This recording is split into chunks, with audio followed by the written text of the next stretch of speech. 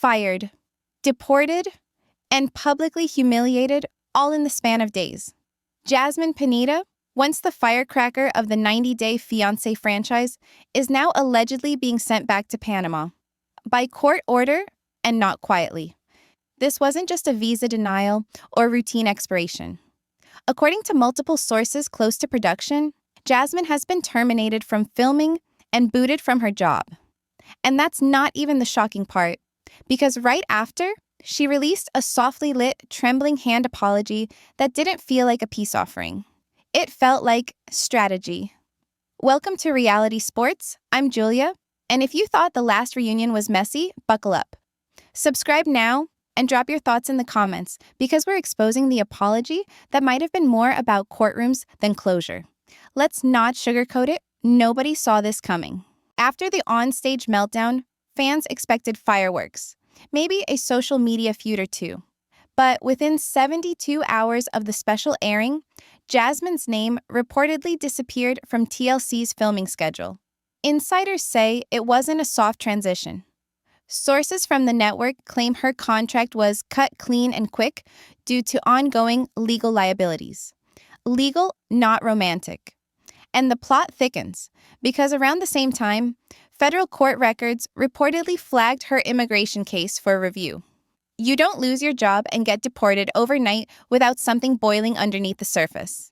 So naturally, all eyes turn to her next move. And that move? A 4-minute, tightly edited apology she posted at midnight to her Instagram stories. Half cry, half cryptic essay. She didn't name Gino. She didn't explain anything. But she kept repeating one thing. I take responsibility. And I pray you all understand. Understand what? Because fans didn't feel clarity. They felt gaslit comment sections exploded. Was she owning up or covering up? And why did this apology drop the very same day as her reported court hearing? Her voice quivered, her hands shook. But the vibe wasn't humble, it was calculated. And what if it wasn't about fans at all? What if it was a legal performance? One crafted for judges, not followers? Clues were slipping through. She avoided certain keywords, never addressed the accusations directly, and emphasized her immigration journey like a political campaign ad. So now the question isn't whether Jasmine meant it, it's who the apology was really for and what she's not saying. Rewind the tape. The stage was set, the lights were hot, and everyone thought they'd seen 90-Day Fiancé's most chaotic couple hit maximum meltdown. Jasmine storms in, face like stone, Gino frozen with that familiar 1,000-yard stare. What fans saw was a drag-out brawl soaked in betrayal, bitterness, and years of unresolved rage. But what fans didn't see was the moment producers hit cut. And the real war began, because the reunion wasn't the climax. It was the prelude. Off camera, according to multiple crew whispers, Gino didn't wait for the final, "that's a wrap." Before consulting legal help, one assistant producer was overheard saying he was already texting someone about defamation before anyone had even stood up. And that quiet call he took outside during Jasmine's final confessional? Source claims it wasn't a family member. It was legal consultation. Gino knew exactly what he was doing. And Jasmine knew the target on her back wasn't just emotional, it was legal and permanent. You could feel it in her retreat. After her big onstage eruption, calling Gino pathetic, announcing his alleged ruined life, was his own fault, her entire body language shifted. When the cameras cut, so did her bravado. Eyes darting, shoulders tensed. And yes, according to insiders, she asked for a security escort to return to her ride. That's not romance drama, that's fear. Fellow cast members weren't just shocked, they were shaken. Angela was seen privately telling crew, "This ain't normal," while another castmate described the vibe on set as straight paranoia. TikTok lit up within hours. Fans started analyzing micro-expressions, body placement, background voices. Were they acting? Or was something way darker happening? And then came the leaks, snippets of audio from backstage. A blurred clip of Jasmine breaking down near a dressing room door. Security guards standing between rooms. TLC never aired that part. They wanted rage, not risk. They gave us volume, not violence. But behind those curated edits, a cast and crew reckoning with something they clearly didn't know how to control. Because the insults on set, nothing compared to what Jasmine says Gino threatened once they were alone. He wasn't just mad. He was allegedly preparing a paper trail. And here's what nobody was prepared for. The absolute worst of it didn't happen on that reunion stage at all. It happened days later, in Jasmine's own home, with cameras still rolling and emotions spiraling into something no script could contain. No security guards, no producers, no co-stars to jump in. In this final stretch, it's just Jasmine, Gino, and a single fixed camera capturing the calm before a different kind of storm. The scene? Jasmine's living room. Her makeup softer, her voice lower, her vibe nervous. She'd agreed to one last interview with Gino. TLC probably hoped for closure. What they got was a quiet, blistering collision that left the crew shaken and Jasmine completely done. She starts gently. Gino, I want to clear the air. Straightforward, measured, like she's trying to diffuse something we can't see yet. Gino says nothing for a beat, then looks at her like she's the reason his life collapsed. His voice isn't loud. It's low, controlled. That kind of quiet that makes your heart race faster than yelling. According to a production insider who witnessed the raw feed in post, he calmly told Jasmine that she owed him. Financially, emotionally, legally. And then came the threat. He alleged that if she didn't pay up, he'd make sure she did jail time. He'd sue her into oblivion. He said her little TV apology wouldn't save her. Jasmine froze. The same woman who tore through the reunion stage with fire in her veins was now stiff as ice. One hand tightened in her lap. Her jaw flickered with tension. And then she said it, "You don't get to scare me into silence. You will not control what happens to me next." It was the voice of someone exhausted, of someone who's run out of tears. A measured, bitter goodbye that hit harder than any insult. And then, without another word, she stood up, walked to the door, and slammed it so hard the camera wobbled. The interview was over, but the mess wasn't even close to ending. When that clip aired, TLC trimmed it down to less than 40 seconds. No threat, no lawsuit reference. Just tension, vague words, and a cut to black. But behind that edit sat hours of desperate post-production meetings, of legal teams reviewing every syllable of that footage because Jasmine knew what she was filming. And so did Gino. This wasn't a breakup anymore. It felt like ammunition gathering. And here's the twist nobody was ready for. What looked like one person's revenge was slowly turning into a psychological chess match where the next move could cost someone everything. Once the cameras stopped, the paperwork started. What fans thought was the end of the drama was really just the start of the off-camera war. Days after Jasmine slammed that door and the reunion special aired, a very different kind of energy crept in. Cold, calculated, and off the record, Gino wasn't just sulking in silence. He was documenting everything. Screenshots, text threads, DMs, even timestamps of on-screen moments. According to multiple insiders, he started compiling what he referred to as a receipts file.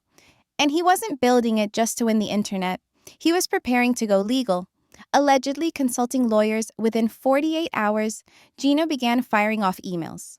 Some to TLC, some to Jasmine, and, most ominously, some to legal contacts believed to be tied to immigration enforcement. Production assistants noticed he recorded every interaction after filming, even casual conversations. One source described it as like watching someone prep for court, not closure. Meanwhile, Jasmine wasn't sleeping easy either. People close to her said she started logging everything too. When calls came in, who said what, even background noise during certain phone calls. She cut communication with Gino entirely and began funneling all contact through a legal liaison. It didn't feel like post-breakup boundaries, it felt like a survival tactic. Inside TLC, panic started to ripple. Producers were reportedly blindsided by the legal chessboard forming under their noses. Yes, reality TV breeds drama, but this wasn't your typical ex-lovers trashing each other online. This was uncharted territory. Human resources was looped, and legal consultants were pulled from unrelated shows. Damage control meetings ran well into the night. Certain crew members even had to re-sign NDAs post-filming, not over spoilers, but over liability. Tensions peaked when a confidential message was allegedly passed through legal back channels to inform the production that someone outside the show had tipped off federal immigration contacts. What was initially seen as a personal feud was now turning into a full-on government problem. And just when TLC thought they'd managed to contain the fallout behind closed doors, the legal energy shifted because if that tip was real, it meant someone wanted Jasmine off American soil, and they weren't waiting for the show to handle it. Gino didn't just want space, he wanted consequences. Behind the silence, his legal team was moving fast, and sources close to the situation claim one of those moves included formally reporting Jasmine for potential K-1 visa violations, whether tied to income misreporting, job classification, or something deeper. What had started as relationship chaos was now morphing into federal scrutiny.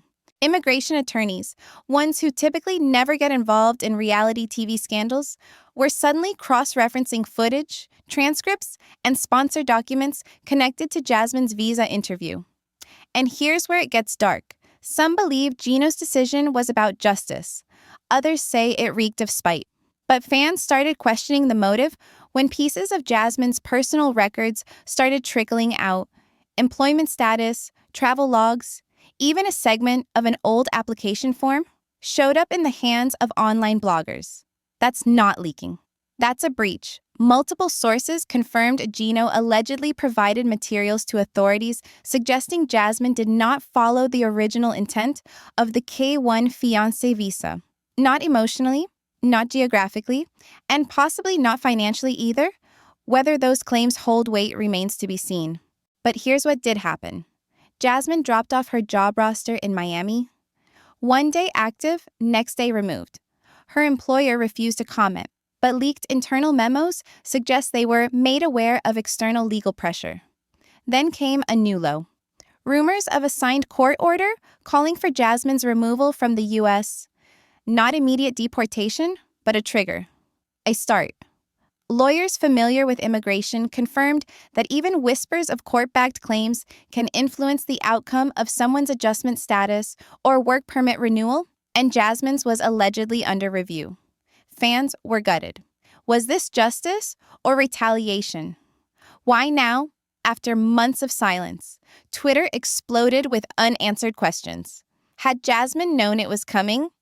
Did her apology video contain hidden references to this mess under the surface? But the most chilling sign wasn't online drama. It was the fact that all of a sudden, Jasmine disappeared. Social media scrubbed.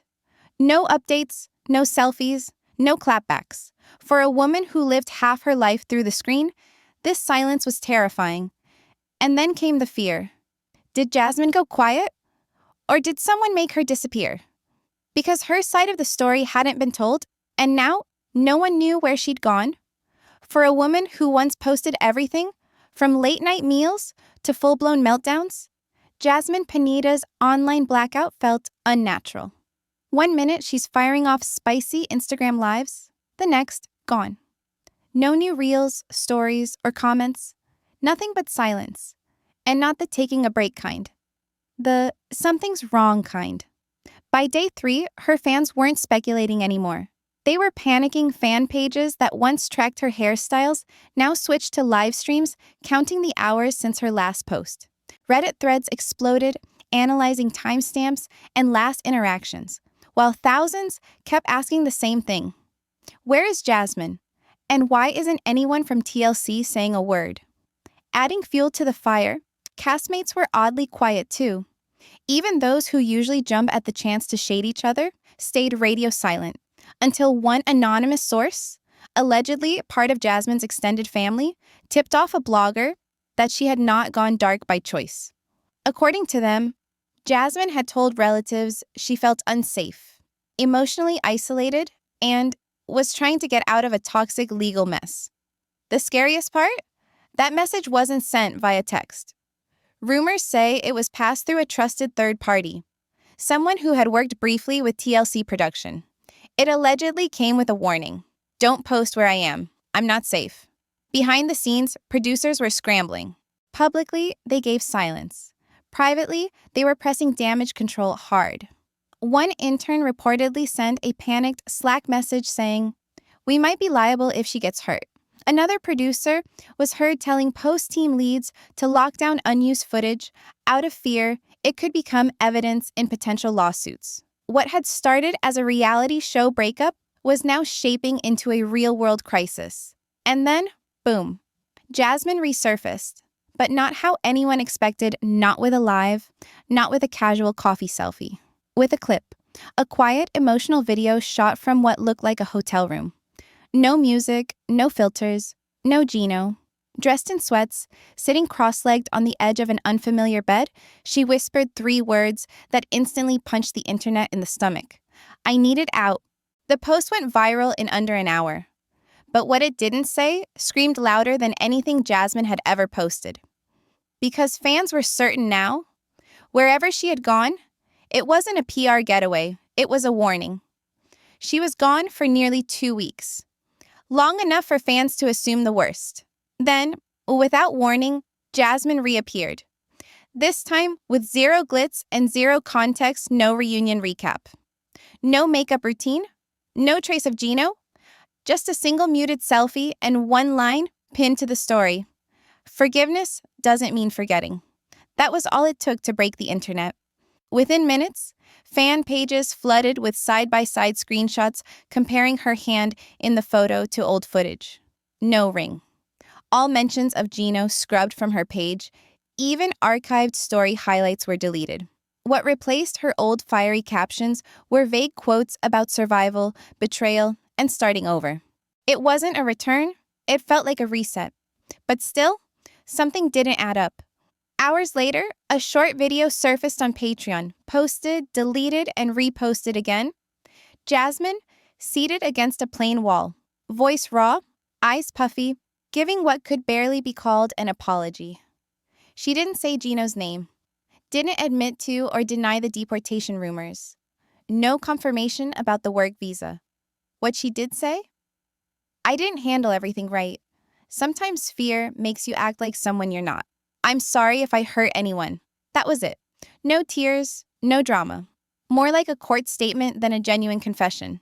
And fans knew it. Social media lit up instantly. TikTok spent hours translating her grammar, tone, and pauses. Reddit tore it apart line by line. Was she taking accountability or tactically dodging liability?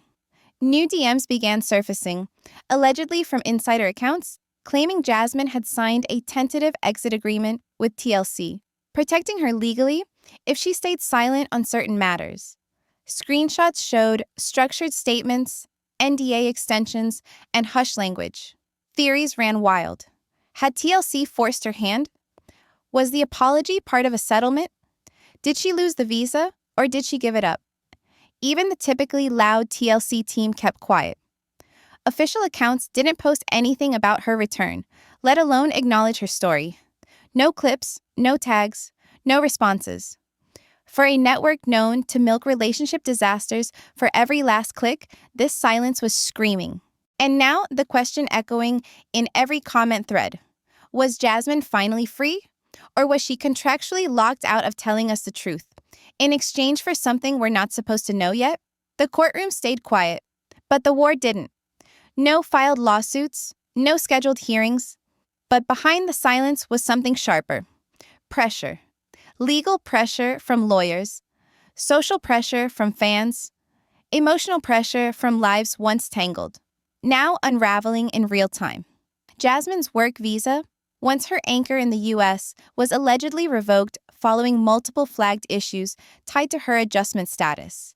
Immigration experts told fan forums unofficially that even if a court hadn't ordered it publicly, agencies can internally downgrade access without ever holding a trial. All it takes is one complaint, one review, one red flag. And several insiders believe Gino's legal team made multiple submissions. Not just to the court, but to federal departments. So while Jasmine wasn't in court, she wasn't safe either, and she knew it. Rumors say production received a quiet notification from Jasmine's rep that she was winding down stateside obligations and beginning to make arrangements abroad. In plain speak, she was preparing to leave. Deportation or not, she wasn't welcome, and she knew it. But here's the twist. She didn't leave quietly. Behind the scenes, Jasmine wasn't folding. She was fighting back behind closed doors. She allegedly brought in her own legal team. Not to beg for reinstatement or TLC checks. Her goal, according to 2 anonymous sources close to production, was protection. She wanted a comprehensive record of potential coercion, documented threats, and what she called emotional force disguised as legal leverage. One court-sealed document, never released, but referenced by 2 Reddit whistleblowers, contained the phrase, non-consensual exposure of private documentation. That doesn't come from casual arguing. That comes from legal prep. And even though Jasmine hadn't posted new statements, fans noticed the subtext. Her pinned stories shifted. The captions switched tone. Her new Q&A post carefully dodged legal topics, but stocked it with phrases like, I didn't deserve what I tolerated, and next chapter, no silence, no shame. She was setting the chessboard. Which made one thing terrifyingly clear. Jasmine was done pretending to be the messy one in this saga. She might have lost her job, her home, and her visa, but she hadn't lost the power to tell the story. And if the mood of her legal team is anything to go by, Jasmine's not the one backing down her next move. It might be the first one that finally flips this entire narrative on its head. When Jasmine lost her visa, her job, and her public platform, the internet thought she'd hit rock bottom. What they didn't see coming was the pivot. No dramatic live, no explosive tell-all, just a quiet shift, one calculated post at a time. And then, like a scene ripped from a courtroom thriller, Jasmine made her boldest move yet. She leaked the audio. It wasn't loud, edited, or angry. It was something worse. A short voice note clipped from months earlier and allegedly captured during filming's off hours. Gino's voice, unmistakable, layered in condescension and fury, saying words that hit harder than any public insult ever did. You think they care about you? Not after I show them what I have. You'll be out of here before anyone notices. No context, no yelling, but enough tone to send a chill. She didn't name him in the post. She didn't explain the leak. She posted it, muted with subtitles, and walked away. The fans did the rest. Thousands shared it. Thousands more demanded answers. And all of a sudden, the image shattered. For months, Gino played the hurt ex, the guy humiliated on TV. But now, his act was cracking. In the days following the leak, his online activity spiked and spiraled. Scheduled posts promoting affiliate brands vanished. His old Facebook group shut down comments. Alleged burner accounts popped up in Reddit threads, mirroring language he used during the season. Then came the sarcasm-laced tweet, nice to be painted as the villain again, guess honesty's a crime now. It didn't land. Because viewers weren't just rewatching scenes. They were reinterpreting them.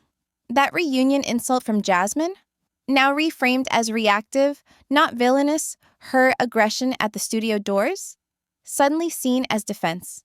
Fans who once roasted her in comment threads were now pinning posts like, men weaponize kindness too, and she warned us, we didn't listen. By the end of the week, hashtags jumped. Justice for Jasmine. Jasmine was right. Her deporting the wrong one. And for the first time since she vanished, sympathy wasn't split, it was shifting. What made this flip so unsettling, though, wasn't just fan opinion, it was what started bubbling from inside TLC production. A quiet mention on a leaked Zoom call, a producer venting, possibly unaware they were being filmed, saying, if her team sues, we're not protected from all that footage. She has receipts we never aired. Receipts?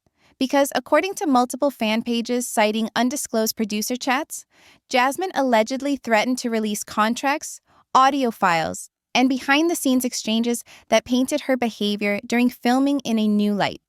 Not as a disaster, but as a woman cracking under constant, quiet threats. It made people ask, was her on-screen collapse the result of bad behavior or mental exhaustion being used as story fuel? Suddenly, the idea that Jasmine had been manipulating the show twisted into the opposite. Was she the one being manipulated all along?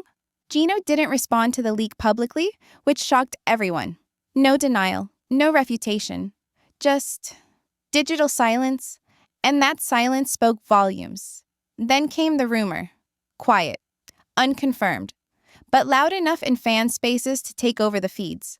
Jasmine's legal team, now fully engaged, had allegedly filed pre-litigation paperwork not against Gino, not even against TLC, but a third party linked to breach of private documentation and immigration retaliation. The buzzword used in the documents? Malicious misuse of sponsor privilege. And that changed everything. Because, if accurate, it meant Jasmine wasn't trying to blow up her past. She was trying to build a future she could control. One where her side wasn't reduced to a 60-second confessional or a pre-written apology. This wasn't about fame anymore. It was about freedom. Legal, emotional, financial freedom. And Jasmine was playing for keeps. By now, fans didn't know who to believe, but they knew who wasn't finished. And the whispers didn't stop there. One comment buried deep in a Reddit leak teased the ultimate twist. The next legal escalation isn't even coming from Gino. It's coming from Jasmine. And it's personal. The drama might have cooled on the surface, but the fallout never left Jasmine.